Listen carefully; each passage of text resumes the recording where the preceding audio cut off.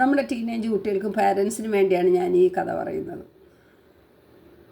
നമ്മുടെ ടീനേജ് കുട്ടികൾക്ക് confidence plus action വേണം. നമ്മൾ കോൺഫിഡൻസ് മാത്രം പോരാ, അവർ ആക്ഷൻ കൂടി എടുക്കണം. ഒരു ചെറിയ കഥ. ഒരു പശു തൻ്റെ കിടാവിനെ പ്രസവിച്ചിട്ടപ്പോൾ കിടാവ് പശുവിനോട് ചോദിക്കുകയാണ്, അമ്മേ, ആദ്യത്തെ കാലാണോ ഞാൻ ഉറപ്പിച്ചിട്ട് കഴിക്കേണ്ടത്, അതോ രണ്ടാമത്തെ കാലാണോ ഉറപ്പിച്ചിട്ട് കഴിക്കേണ്ടത്, അതോ ബാക്ക് സൈഡിലെ കാലുകൾ രണ്ടും കൂടിയാണോ ഉറപ്പിച്ചിട്ട് കഴിക്കേണ്ടത്, അത് 4 കാലും ഉറപ്പിക്കാൻ സമയമായിട്ട് നന്നായിട്ടായിട്ടാണോ ഞാൻ കഴിക്കേണ്ടത്?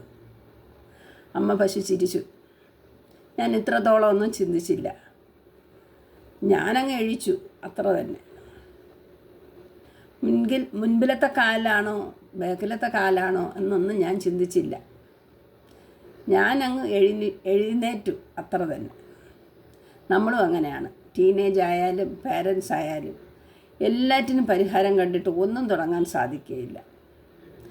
ആത്മവിശ്വാസം വരുന്നത് നമ്മൾ ചെയ്തു തുടങ്ങുമ്പോഴാണ്. നിങ്ങളോ നിങ്ങളുടെ കുട്ടികളോ കൺഫ്യൂഷനിലാണോ? ഈ പേജ് ഫോളോ ചെയ്യും, കോൺഫിഡൻസ് വർദ്ധിക്കും.